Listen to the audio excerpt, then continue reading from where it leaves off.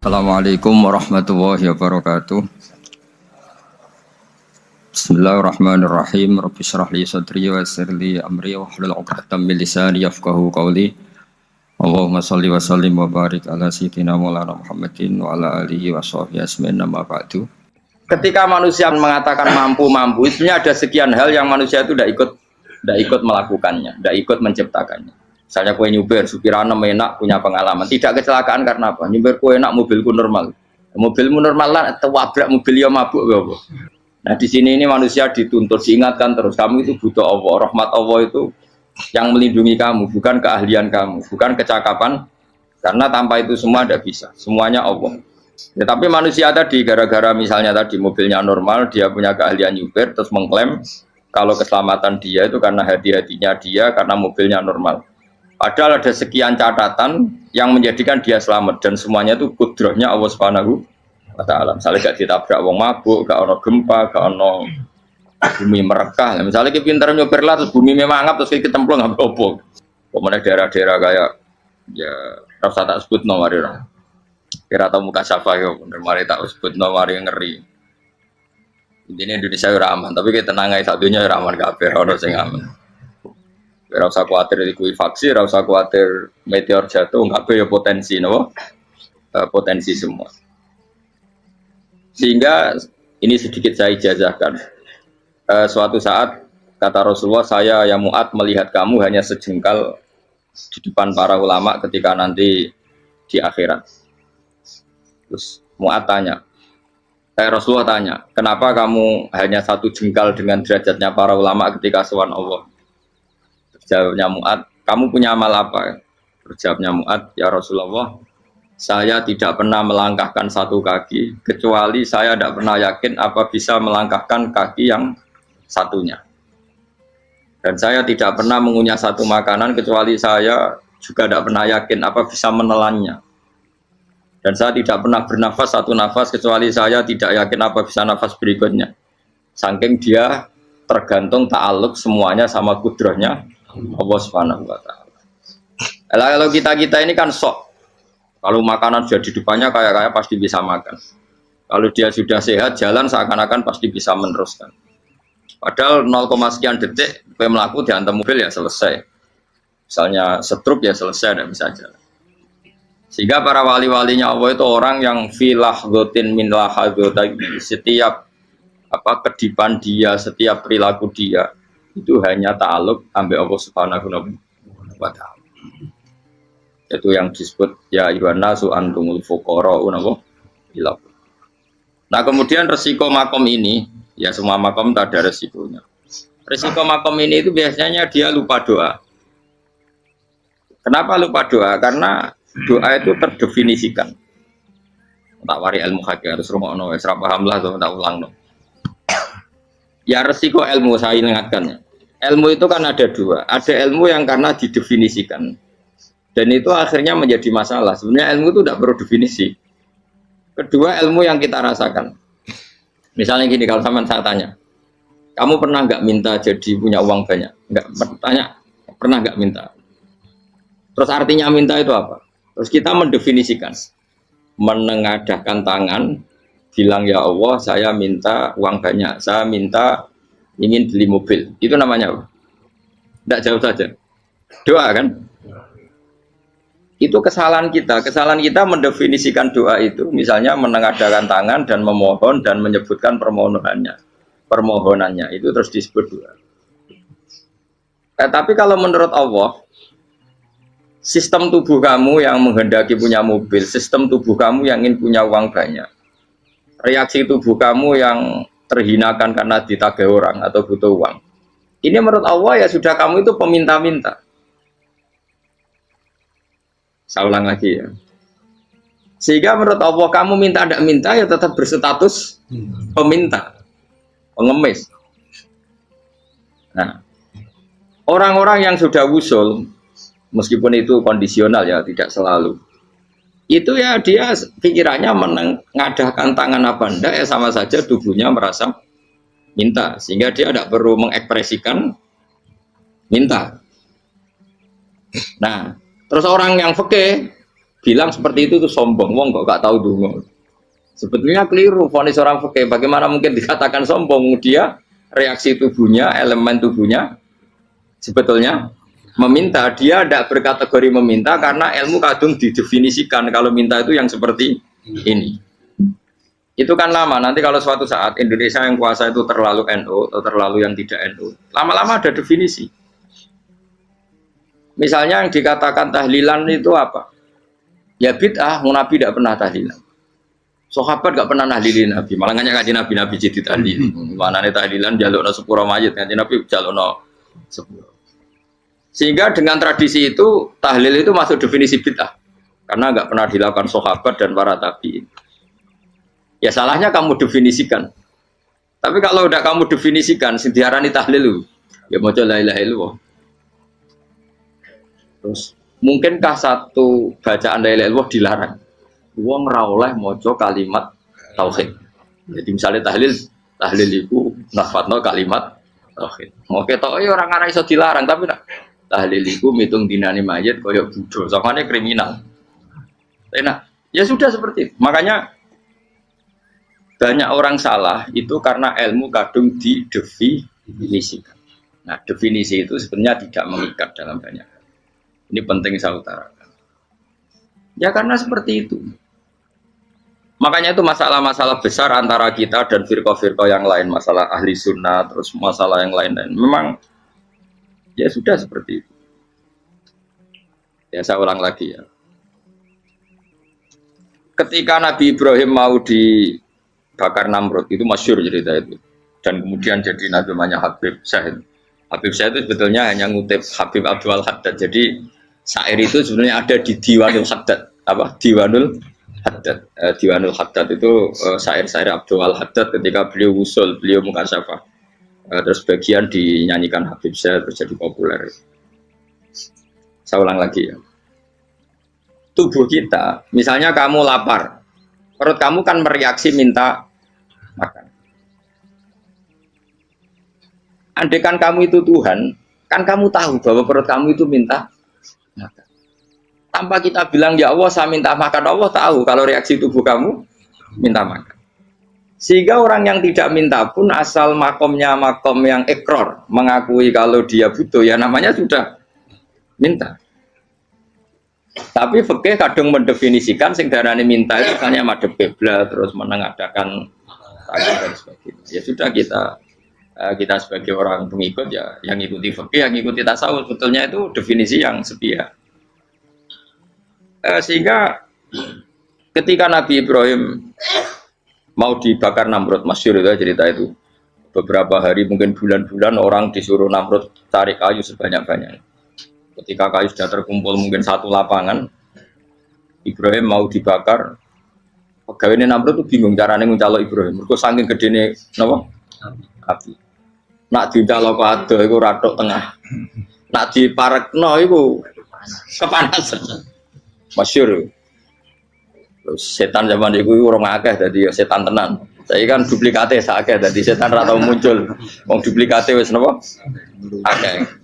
Singkat cerita setan itu muncul pura-pura jadi manusia terus ditemukan manjanik. Manjanik ya semacam ketepil besar yang jadi mana ya dari kiai-kiai ketepil haram mergo penemune setan. Jadi ini tuh. Tapi nak manjanik penemune setan itu betul walhasil terus dibikinkan satu manjanik semacam ketepil besar terus Ibrahim dilemparkan ke api. Lewat apa? Ketepil tadi idenya siapa? Setan. Nah ketika di tengah api itu unik. Kata malaikat Jibril datang terus tanya sama Ibrahim, ya Ibrahim apa kamu butuh saya? Butuh. Alakah haja apa kamu punya kebutuhan? Jawab Ibrahim lah, saya tidak punya kebutuhan. Amma ilaika fala, kalau ke kamu enggak. Karena kamu makhluk, apapun keren kamu Jibril tetap kamu makhluk. Amma ilaika fala. Enggak maksudnya butuh ke Allah nanti saya nyampaikan. Malah dinya Nabi Ibrahim, kalau Allah tidak usah kamu sampaikan ya sudah tahu. Gua be Jibril. Oh, aku itu ditekak kan. Ya saya ulang lagi, apa kamu punya kebutuhan? Alaka hajalah ama ilaika fala, kalau ke kamu ndak. Ndak maksudnya butuh ke Allah nanti saya sampaikan.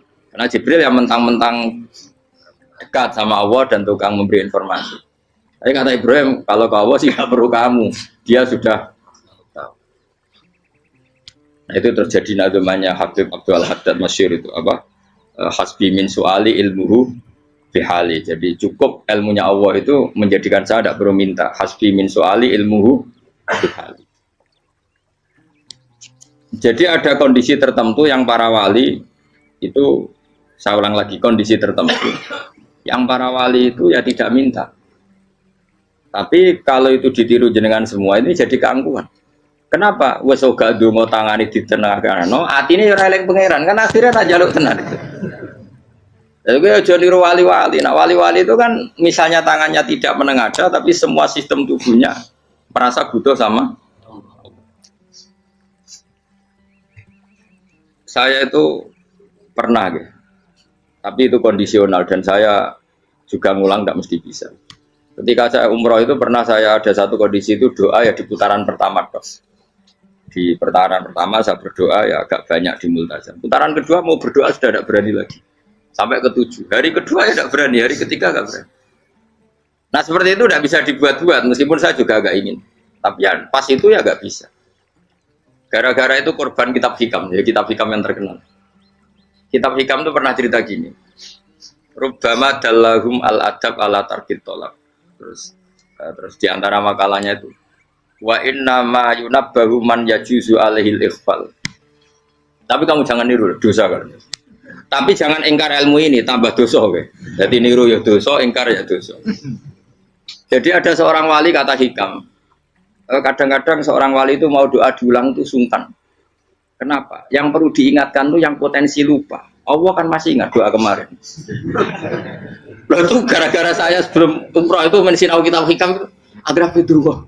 Ya Allah, sing tak dungani wingi ejek eling kok tak eling nomene. Dadi wa inna ma yunabbahu man yajuzu alil fal, yang bisa diingatkan hanya orang yang potensi lupa. Sementara Allah tidak akan. Tapi kan akhirnya dungane eling. Ya Allah kayak kemarin. Hari ketiga ya Allah kayak. Makanya menurut saya ilmunya orang hakikat itu juga ada sisi kriminalnya karena ya tadi. Tapi kamu ingkar ya keliru. Memang Allah gak mungkin lupa, ngapain kamu ingatkan. Makanya menurut saya Allah itu memang zat terbaik, benar-benar Rahman Rahim. Mestinya nak Allah terbaik itu ngomong bedino malah ngamuk. Lah aku lali tapi kok hilang eling dong. Tapi Allah itu ya maklumi ya dengan kekeliruan. Kita ini kan selalu keliru, dongo terus ya keliru sebetulnya, karena seakan-akan kan mengingatkan seseorang yang mungkin lupa. Wong Allah tidak pernah lupa kok, kamu ingetin terus.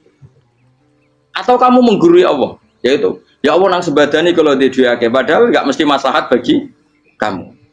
Duake orang mesti maslahat bagi kamu.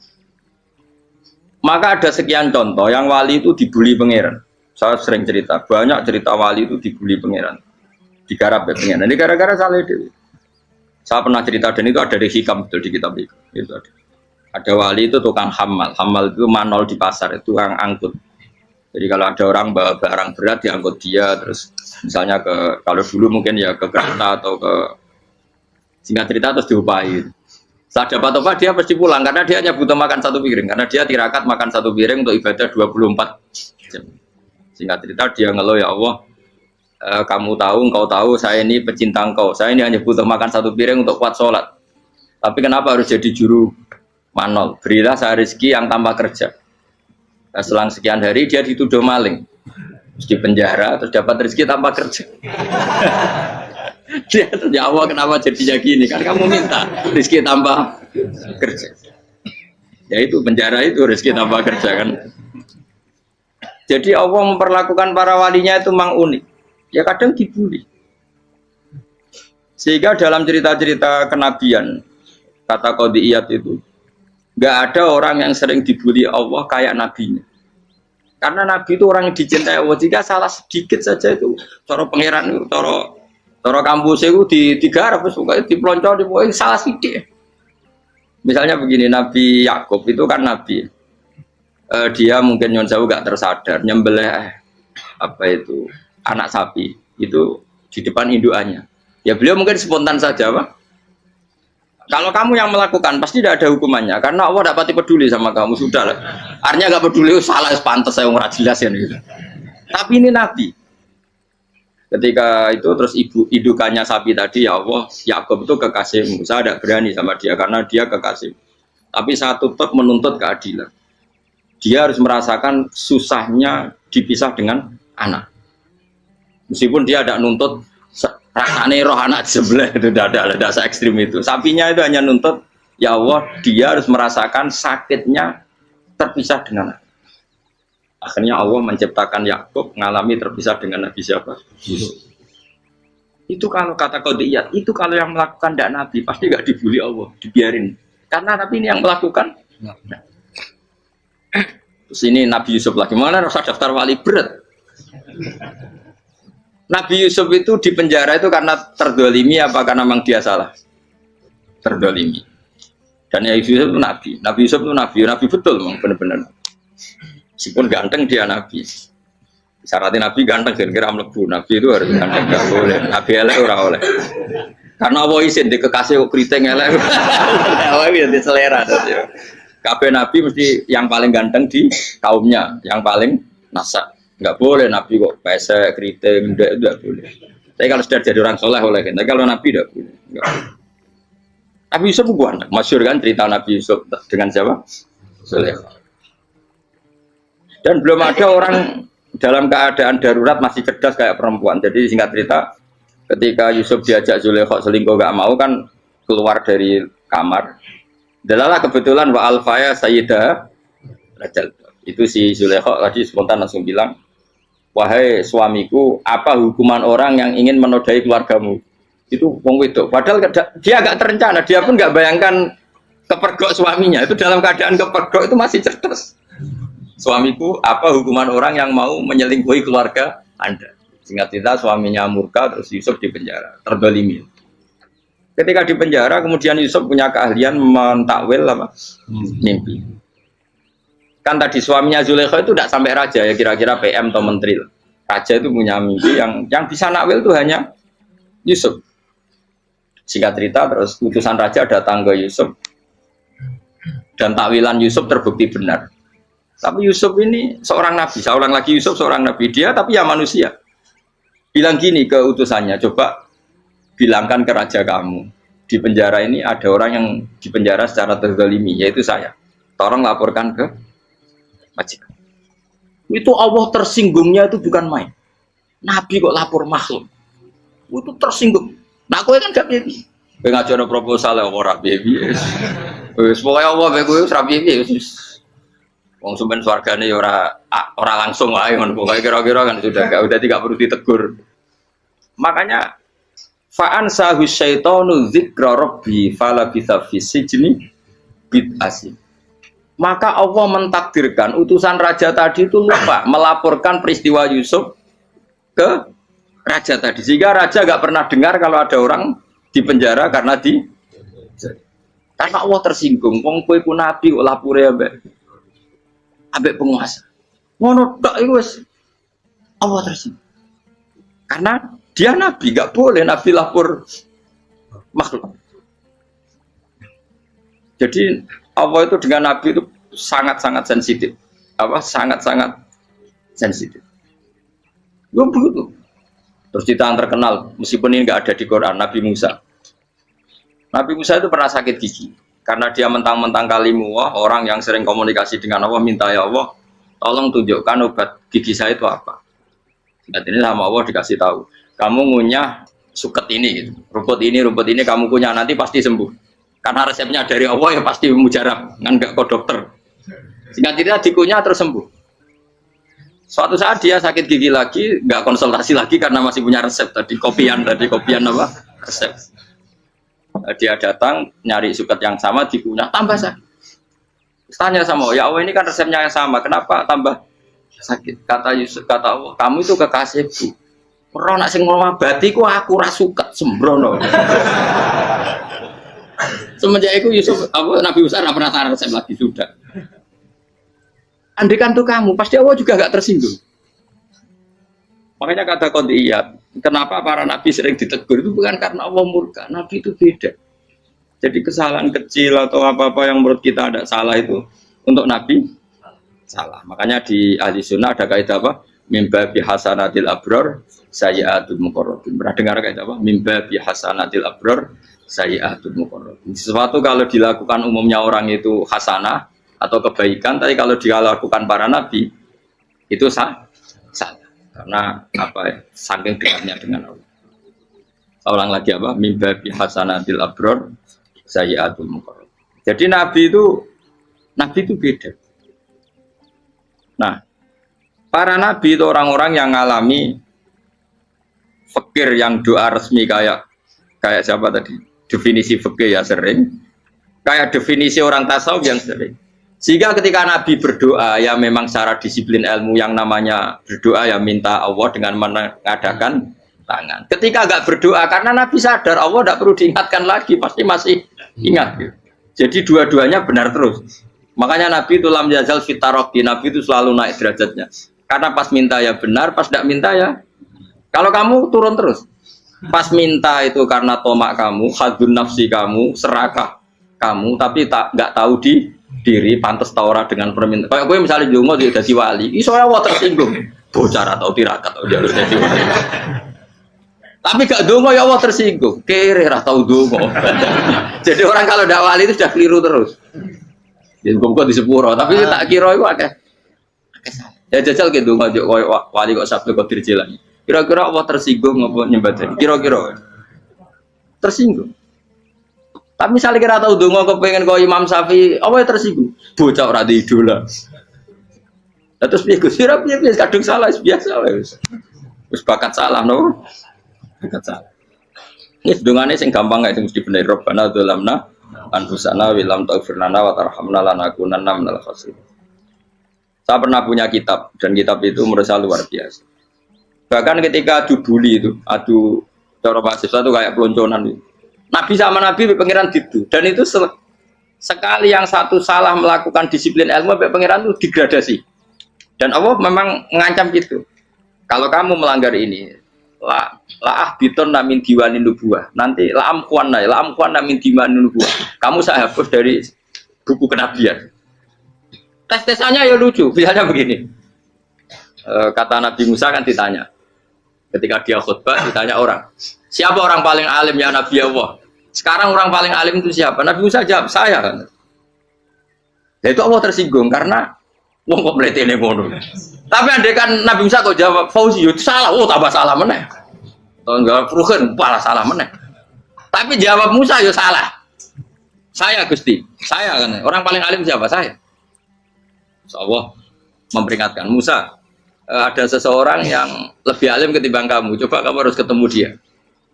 Ketemu singkat cerita ketemu Nabi siapa? Khidir. Terus dalam 3 sesi ini, 3 babak ini buli-bulian. Nabi Khidir itu dalam 3 babak ini selalu kelihatan salah. Di antaranya adalah cara sekarang ya mungkin di gonjak sepeda motor atau perahu kalau dulu yang menggratisi dia numpangi sepeda motor malah spionnya dicopot. Spionnya dicopot, dirusak. Tapi Musa kan sudah digratisin malah rusak yang motornya yang apa? Menggratisin. Nabi Khidir masih tenang. Kamu udah paham. Jadi Nabi Khidir mesti sudah kamu udah paham. Itu kata syurrahul hadis termasuk Ibnu Hajar al-Asqalani bilangin. Setelah itu kedua membunuh anak kecil. Musa tambah marah. Anak yang belum punya dosa kok kamu sampai 3 kali ada 3 peristiwa.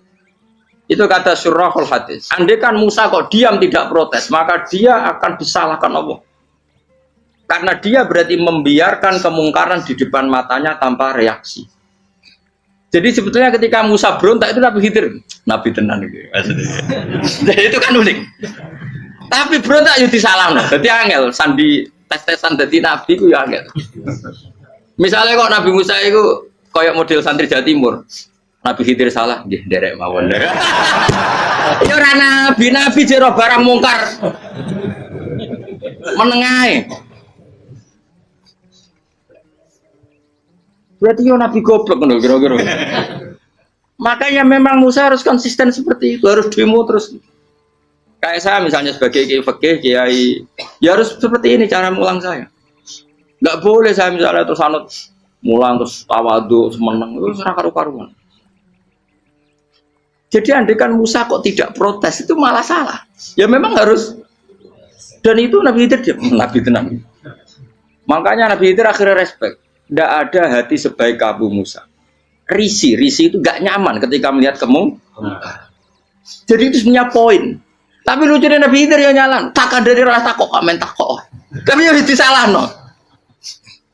Ya aku jadi Nabi Musa. Ya jajal, gawe peristiwa meneh aku tak sabar rata kok. Kon jajal nih. Barang dijajal ya protes meneh. Barang protes meneh, tinggal satu kali kesempatan. Kowe takok meneh wis ora dadi murid.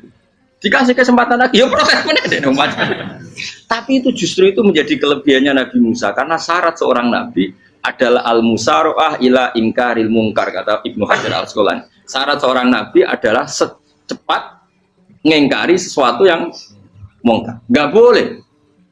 Ya toh kan misalnya kita jadi murid terus gurumu itu gandeng artis atau gandeng penyanyi dangdut. Nderek mawon. Jadi guru mumet goblok. Tapi kowe ngloroi guru tersinggung. Ora roh hikmah iku. Kan bingung loh. De guru ini kok bingung loh. Soalnya kayak de guru jadab dorong Jawa Timur apa? Gurumu gandeng penyanyi dangdut. Reaksimu biasa saya takut.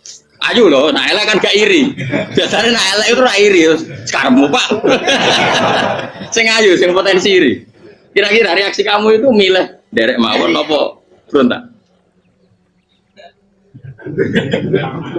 Golek nak gurumu wong alim mesti nak pas dia meneng muridku gila gak sensitif. Roh barang mungkar dilakukan di depannya kok tidak reaksi, tidak protes, geblek tenan. Tapi lucunya guru mau nak protes ya gak duwe akhlak gitu. Guru lagi senenge kok ora oleh.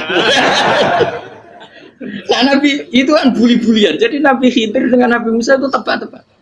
Karena dua orang ini sama-sama kekasih Allah.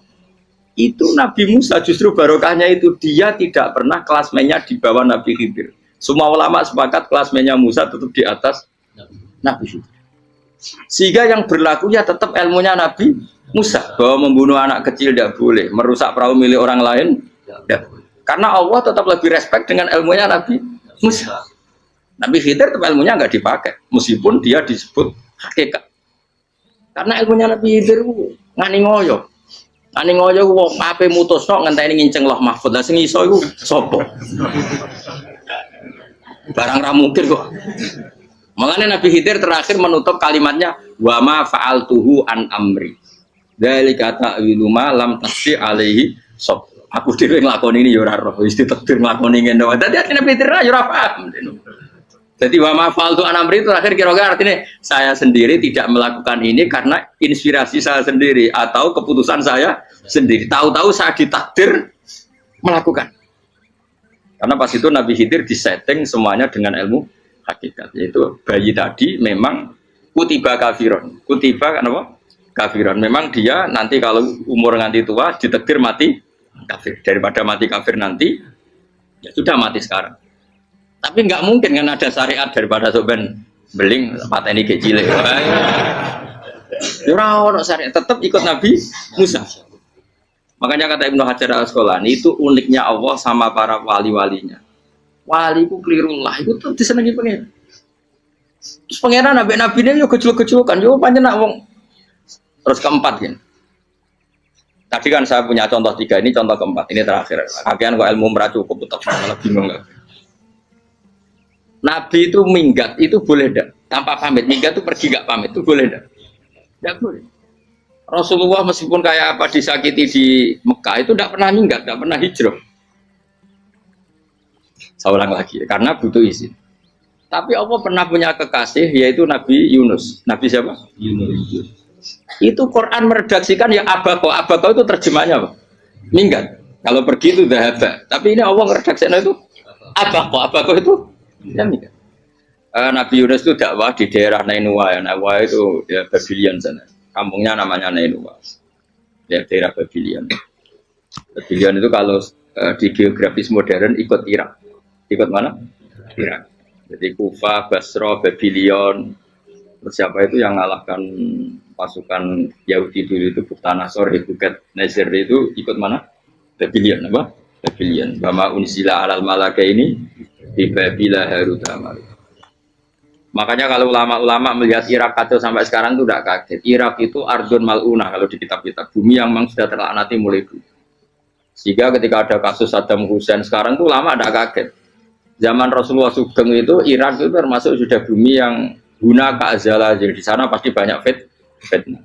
Fitnah pertama yang dicatat sejarah adalah Mautul Husain, apa? Kabudutnya Said siapa? Husain di Karbala. Era Imam Syafi'i adalah zaman mifnah, ulama dibantai karena dipaksa mengatakan Quran apa? Makhluk. Terus konflik-konflik sampai era Saddam Hussein terus era sekarang jadi. Nah kita ini ulama sebenarnya tahu tarikh itu. Tapi di era modern kan dianalisis karena campur tangan ini itu ya sudah lah. Sebab goblok pun aja daripada ngebantah-bantah olahraga. Ibu goblok, ibu pinter. Sekarang kan analisisnya kan, wah ini ada campur tangan pihak ketiga diciptakan ya sauni ini. Ya kalau intelijen harus ngomong seperti itu. Kalau kita seperti ulama memang dari dulu dicap Nabi hunalika az-zalasil wal fitan. Saya teruskan. Nabi Yunus itu dakwai kaumnya itu lama sekali dan tidak iman. Nah semua nabi kalau kaumnya tidak iman itu diberi hak Allah ngancam akan adanya adab apa? Ngancam akan adanya adab. Nabi Yunus ngomong gitu terusin. Nanti kalau kamu tidak iman itu pasti kena adab. Anggap saja dia ngancam gitu sudah berbulan-bulan. Singkat cerita, adab baru tinggal 3 hari lagi. Ayo nang iman, tinggal 3 hari lagi. Ya kira-kira dia ngomong misalnya Ahad, berarti Ahad, Senin, Selasa, atau kamu milih Selasa ya Rabu, Kamis. Singkat cerita Ahad itu dia gak kuat. Wah semuanya kurang telung dino kaumku tetap orang iman. Mangkel asal minggat deh. Mau minggat ya jadi mau minggat kan gak punya tujuan. So asal pergi jauh saja. Ada perahu, sekenanya dia naik saja. Namanya minggat nih. Kalau bawa bekal terencana, bawa visa paspor kan plesir namanya.